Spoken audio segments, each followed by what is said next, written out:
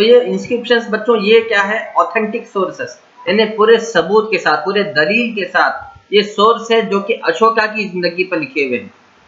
ठीक है, they tell about the boundaries of Ashoka's empire, यानी अशोका की हुकूमत कहाँ कहाँ तक फैली हुई थी और उसके जो मेहनत है, उसकी जो कुर्बानियां हैं धम्मा रिलीजन को फैलाने के लिए। एंड कालिंगा जो बैटल हुआ था, कालिंगा की जंग जो हुई थी, इस जंग के ऊपर और धम्मा रिलीजन को फैलाने के लिए जो मेहनत लगी थी, और कालिंगा बैटल में किस तरह बैटल लड़ी गई थी, किस तरह जंग शुरू हुई, किस तरह खत्म हुई, कौन जीते कौन हारे, कितने दिनों तक जंग चली, ये सारी डिटेल्स, इसके अलावा अशोका की मेहनतें, ये सारी चीजें इस इंस्क्रिप्शंस में आप देख सकते हैं। अब आइए पढ़ते हैं चंद्रगुप्ता मौर्य के बारे में। ठीक है, चंद्रगुप्ता मौर्य इसने मौर्यन डायनेस्टी की बुनियाद रखी। ठीक है, ये उस वक्त बादशाह बना जब के नंदा डायनेस्टी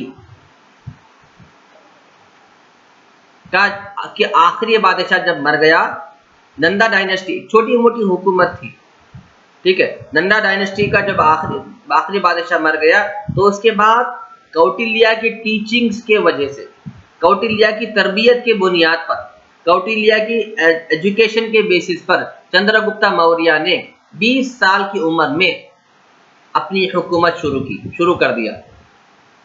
ठीक है, अपनी हुकूमत शुरू कर दिया। By this time the north west of India was ruled by representative of Alexander Seleucus Nicator till Punjab. इस वक्त जो है इंडिया का तो कोई बादशाह था नहीं, लेकिन अलेक्जेंडर ग्रीक का बादशाह, ग्रीक का एक लीडर, ग्रीक का एक रिप्रेजेंटेटिव अलेक्जेंडर सेल्यूकस निकोटार, इस पंजाब तक इसकी निगरानी थी। ठीक है, ग्रीक से लेकर पंजाब तक, पंजाब यानी जो कि आज स्टेट है राजस्थान के पास, वहां तक इसकी निगरानी थी। इसकी हुकूमत नहीं थी, लेकिन इसकी निगरानी थी। ये लीडर था, ये मॉनिटर था, ये रिप्रेजेंटेटिव था। ठीक है, चंद्रगुप्ता मौर्य ने इसके खिलाफ जंग शुरू कर दी। ठीक है, एक बहुत बड़ी जंग हुई। इस जंग में चंद्रगुप्ता मौर्य से उसने अलेक्जेंडर ने एक एग्रीमेंट साइन किया।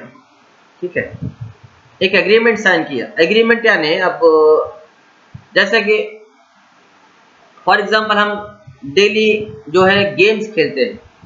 फॉर एग्जांपल मेरे पास बैट है, आपके पास बॉल है, तो हम एग्रीमेंट करते हैं कि देखो भाई मेरे पास बैट है तो फर्स्ट बैटिंग मैं करूंगा और कम से कम 4 ओवर्स में खेलूंगा। अगर ऐसा रेडी है तो चलो खेलेंगे, नहीं तो मैं नहीं खेलने वाला। आपके पास बॉल है, आप बोलते ठीक है, ठीक है, आप बैट आपका है, आप बैटिंग कीजिए। 4 ओवर तक बैटिंग करने के बाद अगर आप आउट नहीं भी हुए तो आप 4 ओवर के बाद हट जाना। तो ये एग्रीमेंट है।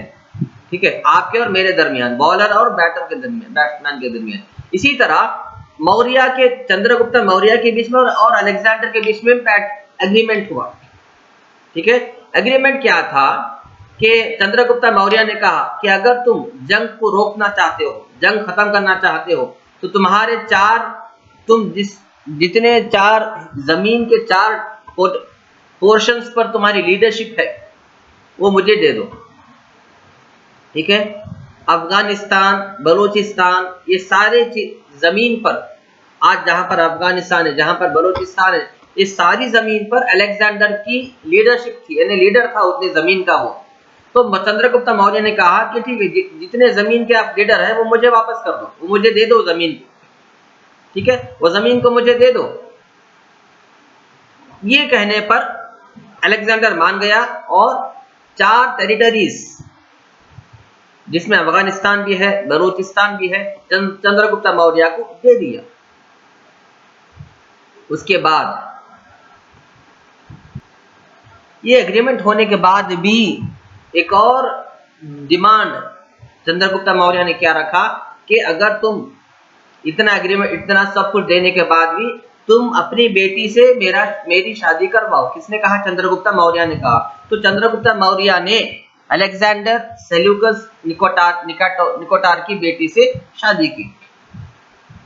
इसकी बुनियाद पर, ठीक है, ये सारे मामला होने के बाद जंग खत्म हुई। ओके, जैन ट्रेडिशन के मुताबिक, जैन के तौर तरीके, जैन यानी जैन एक मजहब है, एक रिलीजन है, जैन के तौर तरीके के मुताबिक चंद्रगुप्त मौर्य ने अपनी सारी हुकूमत बिंदुसारा को सौंप दी।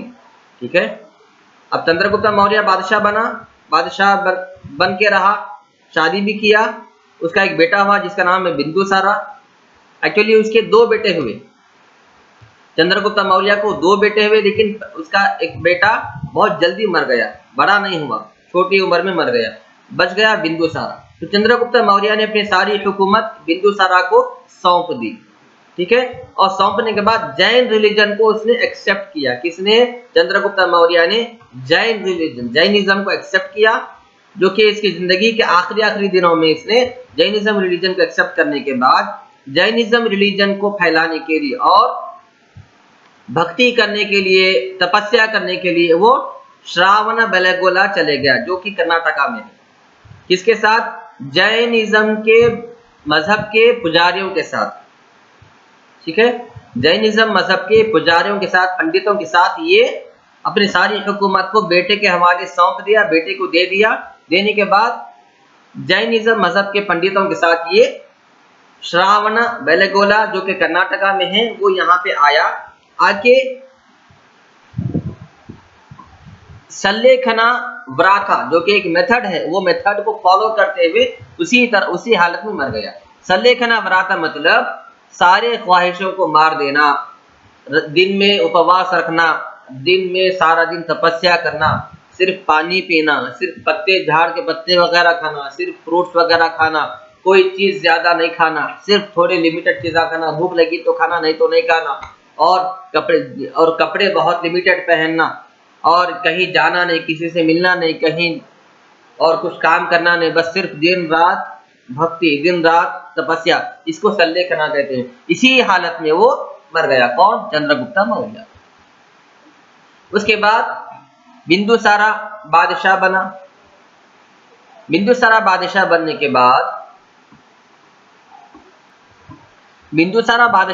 बाद 28 साल तक बिंदुसारा बादशाह बन के रहा।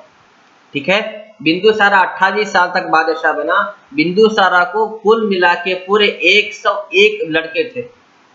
101 लड़के थे बिंदुसारा को। ठीक है, बिंदुसारा को कितने लड़के थे? 101 लड़के थे। उसमें का उनमें का एक बिंदुसारा का बेटा, उसका नाम था अशोका। ठीक है, अशोका आज तक के इंडिया के सारे बादशाहों में सबसे मशहूर बादशाह थे। अशोका इसके सामने एक शर्त क्या थी? बिंदुसारा के सारे बेटों के बीच में बिंदुसारा ने एक शर्त रखी थी, क्योंकि उसके 101 बेटे थे। कितने थे? 101 सन्स, 101 सन्स, 101 बेटे। उसने अपने बच्चों में शर्त रखी कि अगर जो तुम में से जो भी तुम्हारा एक भाई, बिंदुसारा ने कहा कि मेरे मरने के बाद तुम में से जो सबसे बहादुर होगा, सबसे ज्यादा स्ट्रॉन्ग और सबसे ज्यादा होशियार होगा, सबसे ज्यादा इंटेलिजेंट होगा, वो बादशाह बनेगा। तो जब बिंदुसारा मर गया तो अशोका को बादशाह बनने के लिए अपने 99 भाई को मारना पड़ा। It is said that Ashoka had to kill all his 99 brothers to assume the throne. बादशाह बनने के लिए अपने पूरे 99 भाइयों को मारना पड़ा था। अब आप पूछेंगे सर 99 भाई तो ठीक है, और एक भाई का, क्योंकि 101 भाई थे तो एक बच्चा पहले ही मर गया था।